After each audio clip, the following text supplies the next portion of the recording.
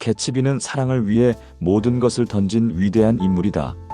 교과서와 강의실에서 반복되는 이 문장은 1920년대 롱아일랜드의 화려함 속에서 한 남자가 순수한 꿈을 지키다 비극을 맞는 이야기로 우리를 이끕니다.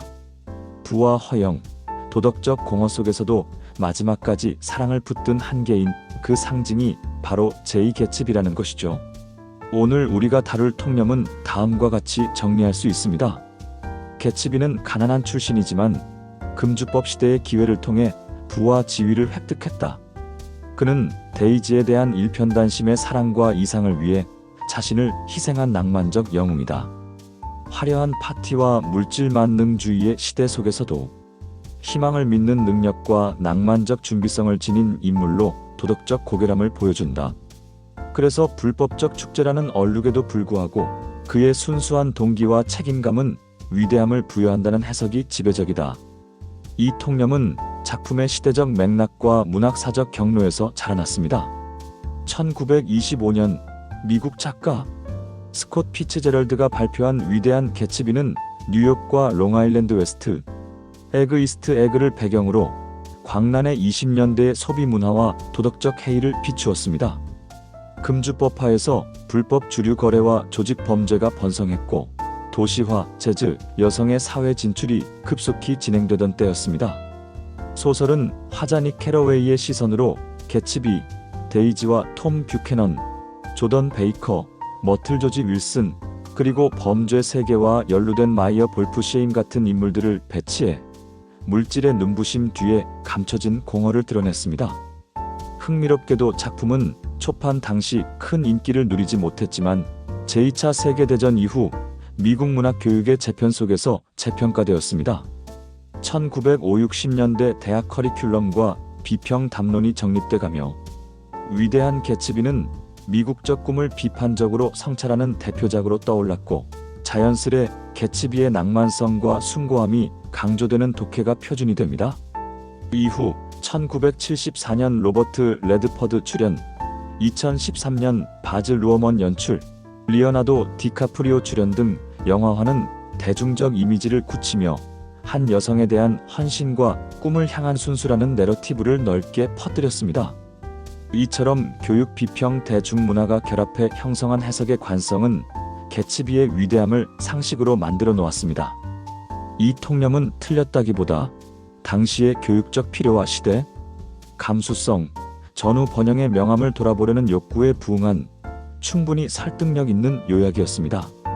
통념을 지지하는 근거는 텍스트 내부와 외부에서 이어집니다. 첫째, 화자 닉의 태도입니다.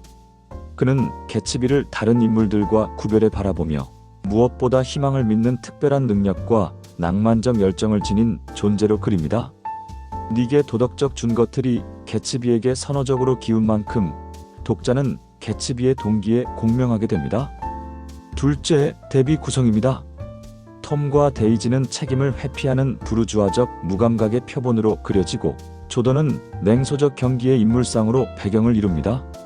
이러한 인물 대비는 개츠비의 순수함을 부각시키는 장치로 작동합니다. 셋째, 시대 상징과의 결합입니다. 재즈, 파티, 호화 저택, 롱아일랜드 만 너머의 초록빛 불빛 등 상징들은 이상으로 건너가려는 열망을 시각화하며 개츠비의 꿈이 단순한 연애가 아니라 시대 전체와 맞닿은 인간적 이상임을 암시합니다. 하지만 정말 그럴까요?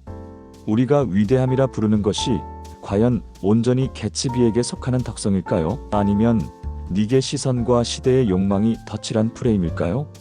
다음에서는 원문 장면, 서사 구조, 그리고 비평사적 논점을 토대로 위대함의 다른 얼굴과 숨겨진 공백을 차근히 들여다보겠습니다. 앞에서 우리는 개츠비의 위대함을 표준 해석으로 이끈 배경을 살폈습니다. 이제 원문과 연구를 통해 그 통념의 빈틈, 화자 닉의 신뢰성, 개츠비 욕망의 실제 구조, 그리고 위대함이라는 수사의 역설을 해부합니다. 닉의 시점은 얼마나 신뢰할 수 있는가? 닉은 스스로를 정직한 편에 속하는 몇 안 되는 사람이라 규정합니다. 이는 독자를 안심시키려는 강력한 장치이지만 동시에 경계해야 할 자기선언입니다. 또 닉은 술에 취한 경험이 생애, 단 2번뿐이라며 바로 그날 머틀의 아파트 파티은 모든 일이 흐릿했다고 고백합니다. 즉, 중요한 사건을 묘사하는 화자가 스스로 기억의 혼탁함을 인정하는 셈입니다. 비평 연구는 닉이 선별적 기술, 은폐, 기억의 불확실, 음주의 변수를 통해 서사를 부분적으로 조정한다고 지적합니다. 더구나 닉은 판단을 유보하는 습관을 내세우지만 실제로는 톰, 데이지의 도덕적 파탄을 단언하고 조던과의 관계 서술에서는 모호성을 남깁니다. 이러한 자기 기술과 실제 행태의 불일치는 닉의 신뢰성에 균열을 냅니다. 개츠비의 욕망은 사랑인가, 과거의 복원인가? 개츠비의 욕망은 단순한 데이지 사랑이 아니라 시간의 복원입니다. 그는 닉의 과거는 반복할 수 없어라는 말에 왜 못해? 당연히 할 수 있어 라고 격앙되게 반응합니다. 이 대사는 개츠비 욕망의 핵심을 드러냅니다. 그가 원한 것은 데이지 자체가 아니라 데이지와 함께 가졌다고 믿는 완전했던 과거의 자기상이었습니다. 즉, 개츠비의 열정은 사랑의 대상, 데이지보다 이상화된 시간과 자기 이미지에 더 강하게 걸려 있습니다. 그러므로 그의 순수성은 실은 현실 여성 데이지가 아니라 과거의 데이지, 과거의 나라는 허구적 구축물을 향합니다. 위대함의 역설, 녹색 불빛과 빈 장례식. 마지막 문단의 녹색 불빛과 계속해서 과거로 떠밀려 간다는 문장은 앞으로 나아가려는 의지와 과거에 붙드는 회귀가 동시에 작동하는 역설적 엔딩입니다. 위대함은 바로 이 불가능한 추구의 숭고에서 발생하지만 동시에 그 허망함을 폭로합니다. 또한 개츠비의 장례식에 참석한 이는 손에 꼽습니다. 닉, 개츠비의 아버지, 하인 몇, 그리고 오라이즈 한 사람. 사격의 중심이던 파티는 사라지고 관계의 공허만 남습니다. 이 장면은 위대한 사랑의 신화를 사회적 현실이 냉혹하게 부정하는 결정적 증거입니다. 요컨대 닉의 시점은 개츠비 신화를 만들어낸 프리즘이며 개츠비의 욕망은 사랑의 이름을 빌린 시간의 종교였습니다. 그가 위대하다면 그것은 성공에서가 아니라 성취 불가능한 이상을 끝까지 견디는 태도 때문이죠. 다음에서는 이 진실이 오늘의 우리 인식에 어떤 파문을 남겼는지 추적합니다.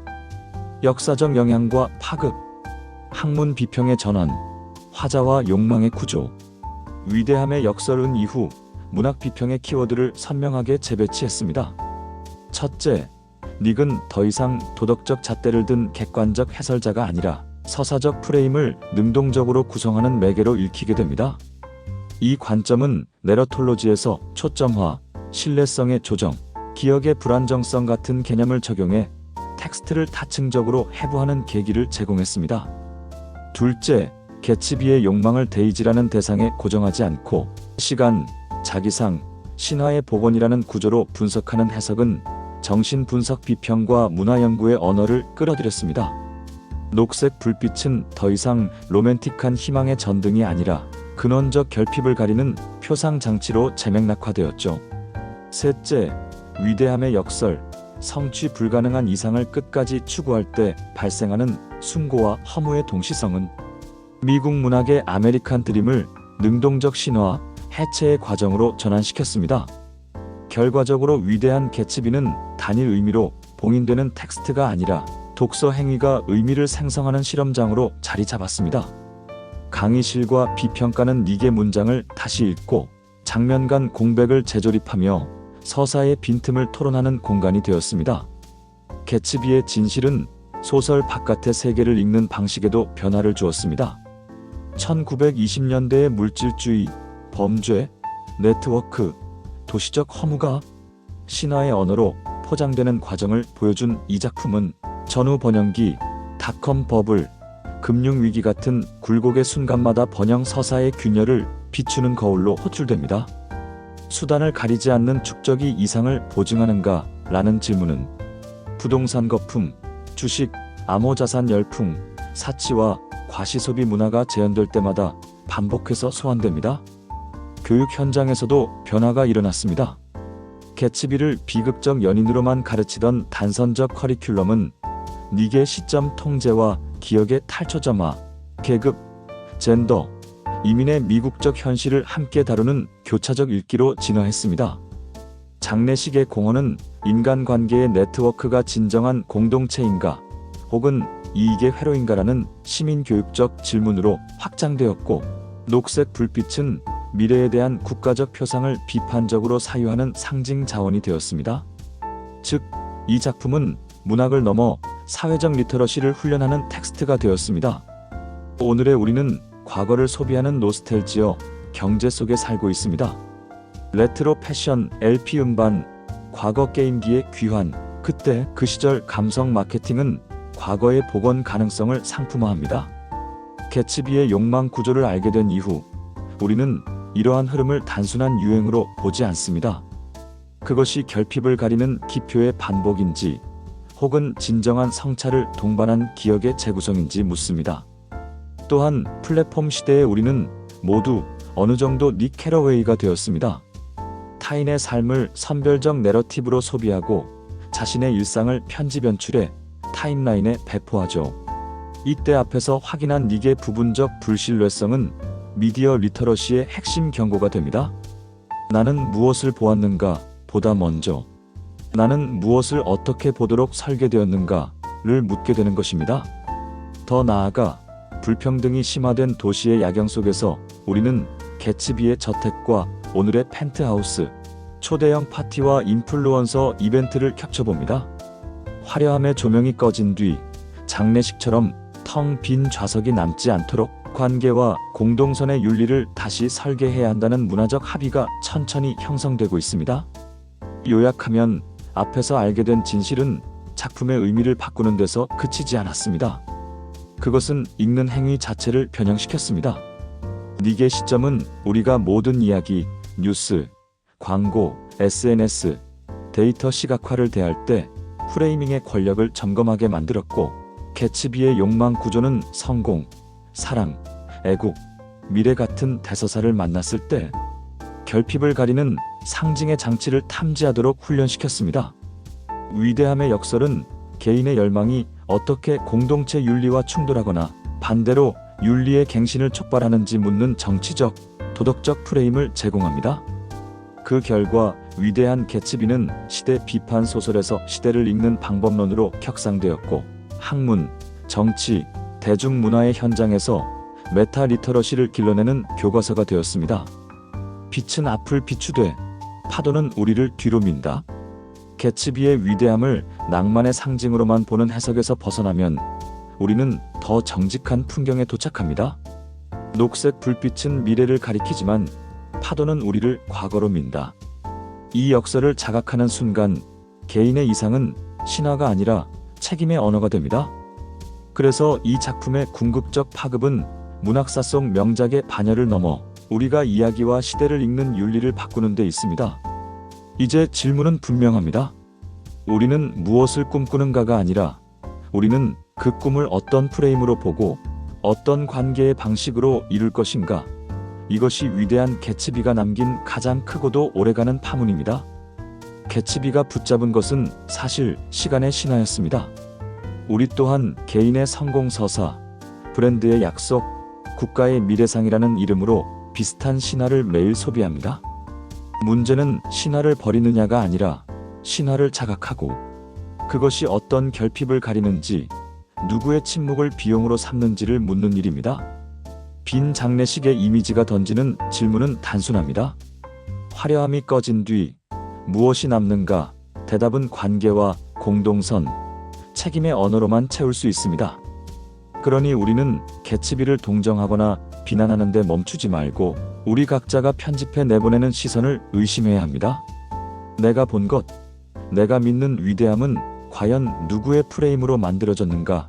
결국 이 작품이 가르치는 것은 꿈을 버리라는 교훈이 아닙니다. 꿈을 읽는 법을 바꾸라는 요청입니다. 꿈을 가능케 하는 조건, 그 꿈이 침묵시키는 타자, 그리고 꿈을 성취한 뒤 남는 공동체의 윤리를 함께 설계해야 한다는 것. 녹색 불빛은 여전히 앞을 가리키지만 파도는 우리를 뒤로 민다는 사실을 잊지 않을 때 우리는 비로소 환상에 취한 추종자가 아니라 현실을 돌보는 꿈의 설계자가 될 수 있습니다.